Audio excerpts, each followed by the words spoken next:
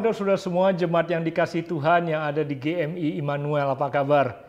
Saya senang sekali punya kesempatan di hari Paskah yang berbahagia ini untuk berbagi firman Tuhan dengan saudara. Sudah 1 tahun lebih kita memasuki masa pandemi ini. Saya berharap banyak di antara saudara yang sudah divaksin dan ada banyak di antara saudara yang masih dalam penuh semangat dan pengharapan yang datang daripada Tuhan walaupun saudara belum divaksin. Saya percaya Tuhan akan terus melindungi kita semua, memberikan kekuatan, dan menyertai kita semua untuk bisa melewati masa pandemi ini dengan penuh kemenangan. Amin. Terlepas dari apapun juga yang terjadi, Tuhan adalah Tuhan yang baik. Hari Paskah ini adalah perayaan kemenangan yang Tuhan berikan pada kita. Paskah artinya ada pengharapan, ada kehidupan, ada jalan keluar.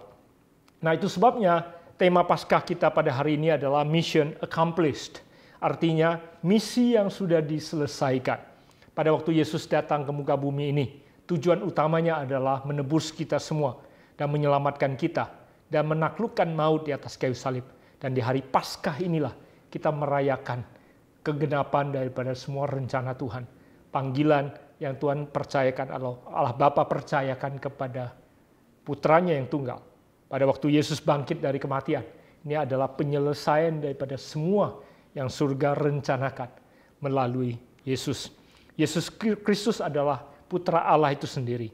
Sebabnya Allah mengirimkan Putra Tunggalnya bukan hanya untuk mengejarkan pada kita semua manusia bagaimana untuk hidup di muka bumi ini. Pada waktu Yesus 33,5 tahun ada di muka bumi ini, Yesus menunjukkan pada kita bagaimana hidup dengan berkemenangan di dunia ini. Tapi pada waktu yang bersamaan, bukan hanya dia mengajarkan kita bagaimana hidup, tetapi pada saat di akhir hidupnya, kematian dia juga menyelamatkan dan menebus kehidupan kita. Ada sebuah kehidupan yang luar biasa yang Tuhan tunjukkan kepada kita. Nas Alkitab yang saya ingin pakai sebagai acuan daripada firman Tuhan yang kita akan dengarkan hari ini terambil dari Yohanes pasal ke-19 ayat ke-28 sampai ayat yang ke-30 yang berbunyi seperti ini. Sesudah itu karena Yesus tahu bahwa segala sesuatu telah selesai, berkatalah ia supaya genaplah yang ada tertulis di dalam kitab suci. Aku haus. Di situ ada suatu bekas penuh anggur asam. Maka mereka mencucukkan bunga karang yang telah dicelupkan dalam anggur asam pada sebatang hisop lalu mengunjukkannya ke mulut Yesus. Sesudah Yesus meminum anggur asam itu, berkatalah ia, sudah selesai. Lalu ia menundukkan kepalanya dan menyerahkan nyawanya. Di Jumat yang agung itu, setelah Yesus menyerahkan nyawanya, di akhir daripada kehidupannya, kata-kata terakhir adalah it is finished. The mission is accomplished. Tugasnya, kehidupannya sudah selesai. Dan dia buktikan pada hari ini, 3 hari kemudian, dia bangkit dari kematiannya. Nah, apa yang terjadi di dalam kehidupan yang Tuhan Yesus sudah berikan pada kita? What has been accomplished? Misi apa yang sudah selesai? Apa yang kita bisa nikmati dari misi kehidupan Tuhan yang sudah accomplished. So what has He accomplished in our lives? Apa yang bisa kita dapatkan? Ada 4 hal yang saudara perlu pelajari kalau saudara mau belajar daripada misi yang telah Yesus selesaikan bagi kita semua. Yang pertama, hutang kita semua sudah lunas terbayar. Jadi what has been accomplished? Yang pertama, our debt has been set free. Hutang kita sudah lunas terbayar. Kolose pasal kedua ayat 13-15 berkata seperti ini. Kamu juga meskipun dahulu mati oleh pelanggaranmu dan oleh karena tidak disunat secara lahiriah telah dihidupkan Allah bersama-sama dengan Dia sesudah Ia mengampuni segala pelanggaran kita dengan menghapuskan surat hutang yang oleh ketentuan-ketentuan hukum mendakwa dan mengancam kita. Dan itu ditiadakannya dengan memakukannya pada kayu salib. Ia telah melucuti pemerintah-pemerintah dan penguasa-penguasa dan menjadikan mereka tontonan umum dalam kemenangannya atas mereka.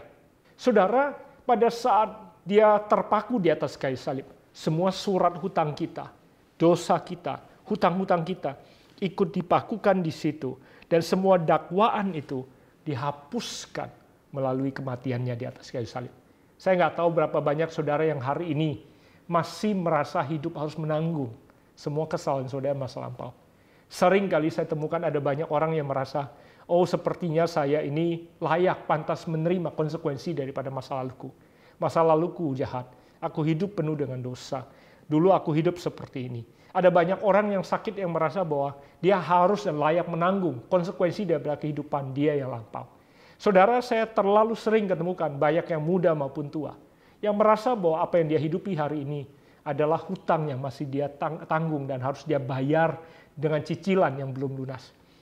Saya ingin beritahukan pada saudara, pada waktu Yesus mati di atas kayu salib, semua hutang kita sudah dia tanggung dan dia tebus dengan lunas. Saudara, ada banyak orang yang tidak menyadari bahwa dia sudah dibebaskan. Tapi karena iblis dan musuh sedang membohongi dia, membuat dia membayar apa yang sudah Yesus bayarkan di atas kayu salib. Saya berdoa hari ini tidak ada seorang pun saudara terbohongi atau saudara tertipu, hidup dalam kebohongan dan harus membayar apa yang sudah Yesus bayarkan bagi kita di atas kayu salib. Tidak seorang pun kita perlu lagi menanggung hutang atas apa yang pernah kita lakukan di masa lampau. Itu sebabnya rasa syukur kita adalah harga yang paling besar yang perlu kita bayar. Pada saat kita bersyukur untuk kehidupan yang baru yang Tuhan berikan, sehingga kita menghargai kehidupan yang kita miliki sekarang dengan baik, dan menghidupinya dengan tanggung jawab, itu adalah balasan dan harga yang termahal yang bisa kita berikan kepada Tuhan. Atau ucapan syukur yang paling baik yang kita bisa berikan pada Tuhan pada saat kita menghidupi kehidupan kita dengan penuh kebijaksanaan. Kita tidak lagi menghidupi kehidupan kita yang lama, tapi kita menghidupi kehidupan yang baru dengan kebijaksanaan. Kita bijaksana dalam menghitung hari-hari kita. Kita bijaksana dalam menjaga hubungan yang kita miliki. Kita bijaksana dalam menikmati kebersamaan dan keadaan yang kita hadapi. Walaupun mungkin banyak di antara kita terjebak harus di rumah dan tidak bisa pergi kemana-mana. Tapi kita mensyukuri bahwa Tuhan masih memberikan nafas. Kita mensyukuri Tuhan masih melindungi orang-orang yang kita kasihi. Kita mensyukuri walaupun penghasilan kita berkurang, kita masih bisa bekerja. Saudara, hari ini saya berharap saudara tidak lagi perlu menanggung hutang yang sudah Yesus bayarkan bagi kita lunas di atas kayu salib. Dikatakan dia sudah mengampuni segala pelanggaran kita, sudah menghapuskan semua surat hutang kita, dari semua ketentuan yang sudah mendakwa dan mengancam kita. Semuanya ditiadakannya dengan memakukannya pada kayu salib, kata Kolose pasal kedua ayat ke-13. Apa yang baru saya sampaikan pada saudara bukan ide saya, bukan pikiran saya, tapi firman Tuhan yang sudah menjamin pembebasan hutang bagi saudara dan saya.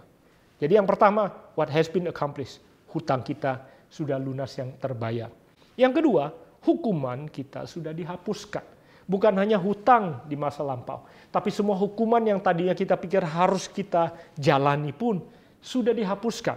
Roma pasal ke-14 ayat 10b sampai 12 katakan seperti ini. Sebab kita semua harus menghadap tahta pengadilan Allah. Karena ada tertulis, demi aku hidup, demikianlah firman Tuhan. Semua orang akan bertekuk lutut di hadapanku, dan semua orang akan memuliakan Allah. Demikianlah setiap orang di antara kita akan memberi pertanggungan jawab tentang dirinya sendiri kepada Allah. Dikatakan suatu hari, nanti kita semua akan berdiri di hadapan hakim yang agung. Dan kita harus mempertanggungjawabkan kehidupan kita. Nah, bukan hanya atas hutang kita di masa lampau, tapi atas kehidupan kita pun, semua hukuman yang harusnya kita terima sudah dihapuskan. Karena Tuhan sendiri sudah memberikan pertanggungjawaban kepada Allah atas nama kita. Karena Roma 6 ayat 23 dikatakan sebab upah dosa adalah maut. Tapi karunia Allah adalah hidup yang kekal dalam Kristus Yesus Tuhan kita. Kita tidak lagi harus menanggung hukuman yang kekal yaitu kematian dan maut. Tapi kita semua menerima upah hidup yang kekal. Dan kita terima sejak hari ini selama kita masih menghidupi kehidupan kita dalam anugerah Tuhan. Saudara, apa yang sudah diselesaikan Tuhan di atas kayu salib? Hukuman atas dosa kita sudah dihapuskan. Saudara, jangan lagi mengizinkan dakwaan itu ada dalam kehidupan saudara. Dosa membuat manusia merasa malu. Dosa membuat manusia merasa takut. Tetapi kebenaran memerdekakan. Dan kemerdekaan itu membebaskan kita. Saudara, Tuhan sudah menebus kita. Dan hukuman sudah ditebus dan dihapuskan di atas kayu salib. Sehingga kapanpun kita akan pergi menghadap Tuhan, Bapa di surga, kita bisa dengan kepala tegak percaya bahwa kita sudah dibebaskan dari semua hukuman yang ada, dari semua konsekuensi yang ada.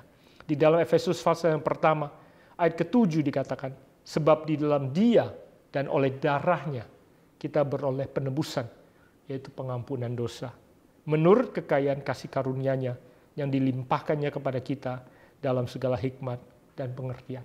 Saya tahu bahwa sulit untuk bisa memahami kasih karunia begitu luar biasa, karena tidak seorang pun di antara kita yang layak. Karena bukan karena kuat dan gagah dan perbuatan kita diampuni. Kita bahkan diampuni pada saat kita belum mampu mengubah keberadaan kita. Itu sebabnya kekristenan bukanlah perubahan kehidupan. Kita mampu menjadi orang benar, bukan karena kita yang tadinya hidupnya jahat, bisa perlahan-lahan berubah menjadi orang baik, sehingga kita bisa bebas dari hukuman. Kekristenan adalah pertukaran kehidupan. Pada saat harusnya kita yang mati, tapi Tuhan yang menggantikan kita. Atas kita, Dia memberikan kehidupannya. Saudara bisa membayangkan, saudara pasti sering nonton film. Apabila ada seseorang yang harusnya tertembak, tapi kemudian ada orang lain yang kemudian lari, berdiri di hadapannya, dan kemudian mengambil peluru itu untuk dia. Seringkali film itu menunjukkan betapa rasa hutang yang dimiliki orang yang harusnya menerima konsekuensi daripada peluru tersebut. Orang yang harus mati digantikan oleh orang lain. Seringkali seumur hidupnya tidak cukup untuk membalas apa yang sudah diberikan, dikorbankan oleh temannya, sahabatnya, sudah memberikan nyawanya. Saudara, seperti itulah menurut saya harus kita hidupi kehidupan kita di muka bumi ini. Kita tidak lagi perlu menghadapi konsekuensi suatu hari. Kita akan perlu menanggung dosa kita dan pergi ke neraka. Sebaliknya kita menerima penebusan dan dapat anugerah hidup yang kekal dan menghadap Bapa di surga dan tinggal bersama dengan Bapa di surga, menerima kehidupan yang kekal. Nah, itu adalah anugerah yang Tuhan berikan bagi kita di atas kayu salib. Nah, oleh sebab itu, apabila sudah mengerti bahwa kekristenan adalah pertukaran kehidupan, karena Kristus menukarkan nyawanya dengan hidup kita, sehingga kita harus bersyukur dan menghidupi hidup dan nyawa yang Tuhan berikan bagi kita, baik sekarang di muka bumi maupun nanti dalam kekekalan. Dalam ucapan syukur kepada Tuhan, maka kita akan menghidupi kehidupan kita, memuliakan namanya. Iblis ingin mencuri itu dari kehidupan saudara. Dia tidak bisa mencuri keselamatan yang Tuhan berikan bagi saudara.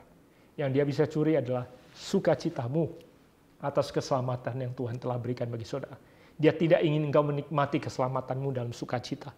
Tapi dikatakan, biarlah engkau bisa menikmati semua pengampunan, penebusan daripada Tuhan menurut kekayaan kasih karunia-Nya yang telah dilimpahkan pada saudara semua dalam segala hikmat dan pengertian. Doa saya, saudara hari ini menerima pengertian bahwa Tuhan sudah menebus saudara. It is finished. The mission has been accomplished. Hutang saudara sudah dilunaskan.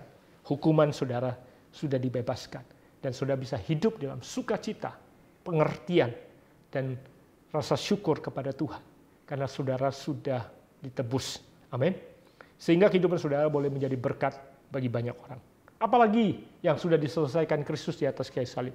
Yang ketiga, yang sudah di-accomplish oleh Tuhan adalah kematian sudah dikalahkan oleh Kristus di atas kayu salib. 1 Korintus 15 ayat ke-54 sampai ke-56 berkata seperti ini. Dan sesudah yang dapat binasa ini mengenakan yang tidak dapat binasa, dan yang dapat mati ini mengenakan yang tidak dapat mati, maka akan genaplah firman Tuhan yang tertulis, maut telah ditelan dalam kemenangan. Hai maut, di manakah kemenanganmu? Hai maut, di manakah sengatmu? Sengat maut ialah dosa, dan kuasa dosa ialah hukum Taurat. Dikatakan maut datang karena dosa kita. Kematian datang karena dosa. Sejak manusia jatuh ke dalam dosa, kematian datang. Saudara, dosa itu memisahkan kita dengan Tuhan, sumber kehidupan kita. Saya sering kali ambil ilustrasi seperti ini. Saudara membayangkan ada tanaman yang tertanam di pot. Saya tahu di masa pandemi ini banyak saudara mungkin punya hobi menanam tanaman. Nah, kalau saudara punya tanaman, saudara bayangkan, tanaman itu saya cabut dari tanahnya, sumber kehidupannya. Sumber di mana tanaman ini bisa hidup. Apabila tanaman ini saya cabut, saudara, maka detik di mana tanaman ini dipisahkan dari sumber kehidupannya, maka detik itu juga tanaman ini sudah mati sebenarnya. Nah, walaupun tanaman ini saya cabut di tangan saya, saudara lihat mungkin masih hijau daunnya, keadaannya baik-baik saja, tidak berubah sama seperti pada waktu dia tertanam di pot dan di tanah yang ada. Namun saudara pasti setuju dengan saya, walaupun keadaannya sepertinya belum berubah dan baik-baik saja. Tapi saudara tahu bahwa pada detik itu juga, tanaman ini sebenarnya sudah mati. Demikian juga dengan pada saat manusia jatuh ke dalam dosa. Alkitab berkata, Dosa, upah dosa adalah maut. Pada saat kita berdosa, kemaut atau kematian datang. Dalam kehidupan kita, di mana ada dosa, kematian ada. Dalam setiap hubungan di mana ada dosa, kematian masuk. Tapi seringkali kita tertipu karena kita lihat sepertinya keadaannya baik-baik saja. Pernikahan kita baik-baik saja, hubungan kita baik-baik saja, keberadaan kita baik-baik saja. Tapi sesungguhnya pada saat dosa ada, kematian sudah ada.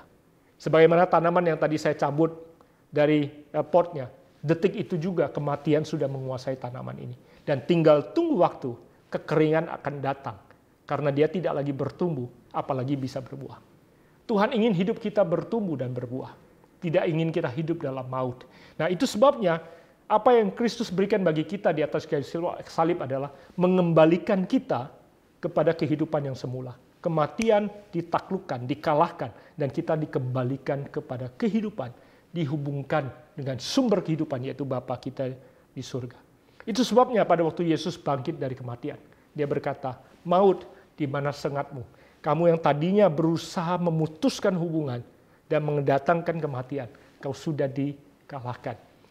Saudara-saudara yang kekasih, jemaat yang dikasihi Tuhan di Immanuel, hari ini selain saudara perlu mengerti bahwa hutangmu sudah dilunaskan, saudara tidak lagi perlu hidup dalam rasa bersalah dan hutang yang ada atas masa lampau saudara. Saudara tidak perlu lagi hidup dalam ketakutan dan rasa malu. Saudara tidak lagi harus menanggung hukuman atas apa yang pernah saudara lakukan dalam kehidupan. Demikian juga saudara tidak lagi harus menanggung konsekuensi kematian di dalam keberadaan saudara. Saudara, pernikahan saudara mungkin pernah ada kesalahan dan dosa di situ. Tapi ketahuilah, kematian itu sudah ditaklukkan Kristus di atas kayu salib. Pernikahanmu pun juga bisa dibangkitkan. Nah, dalam kehidupan saudara, apa yang mati yang perlu dibangkitkan? Mimpimu kah? Cita-citamu kah? Semangatmu kah? Imanmu kah? Pengharapanmu kah? Apakah yang perlu dibangkitkan dalam kehidupan saudara hari ini? Karena Kristus sudah menyelesaikannya di atas kayu salib. Betul mungkin ada dosa sebelumnya. Betul ada kesalahan sebelumnya. Tapi pengakuanmu dan penebusan Kristuslah yang bisa engkau terima hari ini. Yang bisa membangkitkan semangatmu, membangkitkan pengharapanmu, membangkitkan pernikahanmu, membangkitkan masa depanmu. Jemaat yang dikasihi Tuhan, hari ini adalah saat di mana engkau bukan hanya merayakan Paskah, tapi hari ini adalah saatnya di mana engkau mengalami kebangkitan dalam kehidupan saudara. Sebagaimana Kristus sudah menaklukkan maut, saya percaya hari ini mujizat bisa terjadi atas kesehatanmu. Dokter mungkin berkata, badanmu tidak sehat. Laporan kesehatanmu, laporan darahmu, laporan check-up-mu tidak baik. Sehingga engkau patah semangat. Tapi detik ini juga, kehidupan bisa datang. Pengharapan bisa datang. Sehingga panah api yang selama ini merampas dari kehidupanmu. Memasukkan kematian, pengharapan yang mati. Cita-cita yang mati. Pikiran yang merampas kehidupan saudara. Hari ini dapat engkau patahkan dengan perisai iman. Karena engkau tahu kehidupan sudah datang dalam keberadaan saudara. Mulai perkataan kan dalam kehidupan saudara. Hidupku adalah milik Tuhan. Aku sudah ditebus oleh Tuhan. Dan kematian sudah ditaklukkan. Dan hari ini aku menerima kebangkitan Kristus dalam kehidupanku. Katakan pernikahanku bisa bangkit. Kesehatanku bisa bangkit. Pengharapanku bisa bangkit. Bisnisku bisa bangkit. Keuanganku bisa bangkit. Anak-anakku bisa bangkit. Dan hari ini perkatakan dengan iman. Dan saya percaya maut sudah ditaklukkan. Karena Kristus sudah menaklukkannya di atas kayu salib. Apa yang saya sampaikan bukan retorika belaka, tapi firman Tuhan yang ya dan amin. Sebagaimana saya meyakininya, pada saat saudara meyakininya, kuasa dan firman Tuhan ini bisa membebaskan saudara. Kematian sudah dikalahkan. Yang terakhir, apa yang sudah diselesaikan Kristus di atas kayu salib? Kemenangan sudah diberikan. Bukan hanya hutang sudah dilunaskan, bukan hanya hukuman sudah dibebaskan, bukan hanya kematian sudah dikalahkan. Yang terakhir, kemenangan sudah diberikan. Dia sudah bangkit. Itu bukti kemenangan ada di pihak kita. So, bayangkan bagi bangsa Israel, waktu mereka merayakan Paskah, harusnya semua putra sulung mereka mati. Sebagaimana dialami oleh bangsa Mesir. Tapi pada waktu mereka melihat, putra-putra sulung mereka, ternak-ternak mereka dipelihara oleh Tuhan.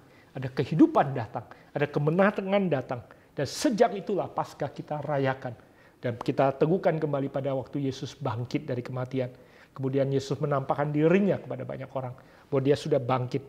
dari kematian. Kemenangan ada di tangan kita. Kemenangan sudah ada di pihak kita.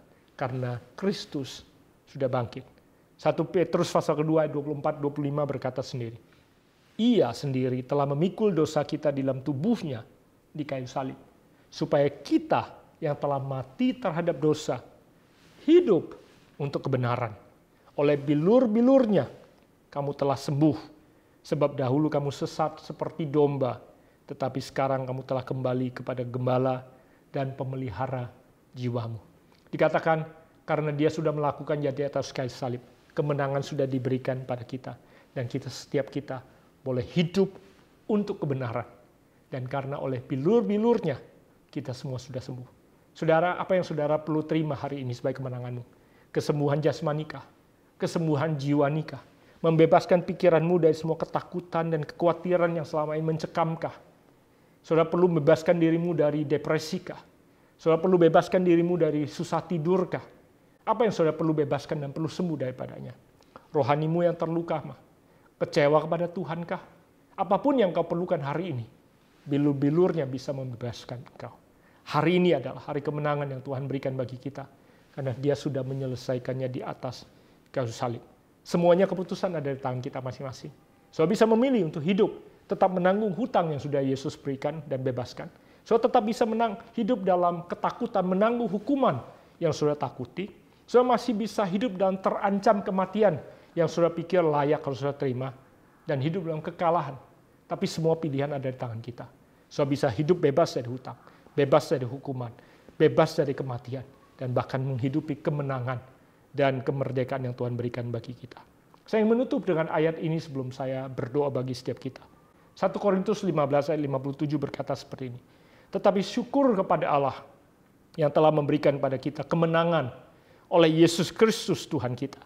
Karena itu saudara-saudaraku yang kekasih, berdirilah teguh, jangan goyah, dan giatlah selalu dalam pekerjaan Tuhan.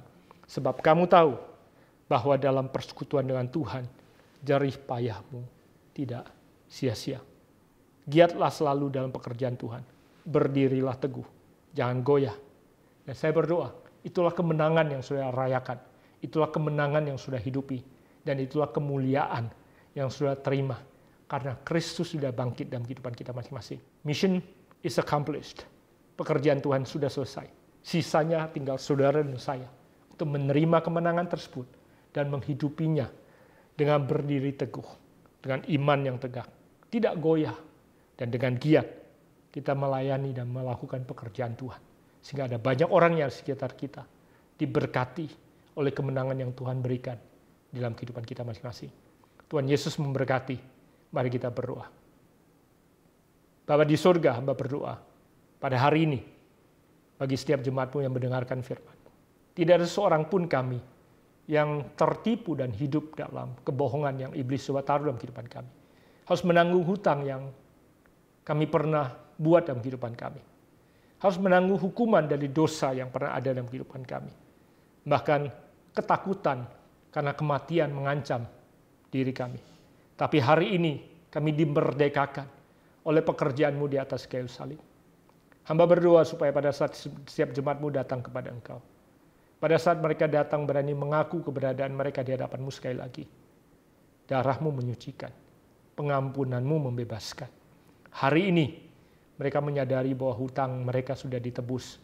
Hukuman mereka sudah dihapus. Kematian sudah ditaklukkan. Dan kemenangan sudah Tuhan berikan. Hamba berdoa bagi Boksu dan semua majelis yang ada di GMI Immanuel. Bagi setiap jemaat yang ada pada hari ini. Supaya mereka dapat berdiri dengan teguh. Tidak goyah. Dan terus giat melakukan pekerjaan Tuhan. Sehingga kemenangan yang Tuhan telah berikan dapat kami nikmati. Dan dapat kami bagikan bagi orang-orang di sekitar kami. Hamba melepaskan anugerah dan berkat yang datang dari surga. Turun atas jemaat-Mu dan setiap jemaat yang ada. Supaya kemenangan dapat kami terima. Sekali lagi Tuhan akan melindungi kami melewati pandemi ini. Percaya darah-Mu akan menutup bungkus kami. Terus memelihara kami dengan kesehatan. Memberkati kami dalam kelimpahan. Sehingga kami dapat menyalurkan berkat-Mu. Menjadi sumber dan menjadi saluran berkat bagi banyak orang. Sekali lagi terima kasih Tuhan anugerah-Mu. Kami bersyukur Tuhan memelihara kehidupan kami. bersyukur bahwa Tuhan sudah menyelesaikan pekerjaan-Mu di atas kayu salib. Terima kasih Tuhan, itu apa yang Kau korbankan bagi kami di atas kayu salib. Kami tidak akan menyia-nyiakannya. Kami akan menghidupi kehidupan kami dengan rasa syukur, sehingga kami juga dapat menjadi berkat bagi banyak orang. Terima kasih Tuhan. Kami terima ini semua sekali lagi, hanya dalam iman dan anugerah pengertian melalui Yesus Kristus Tuhan. Amin. Tuhan Yesus memberkati. Selamat Hari Paskah.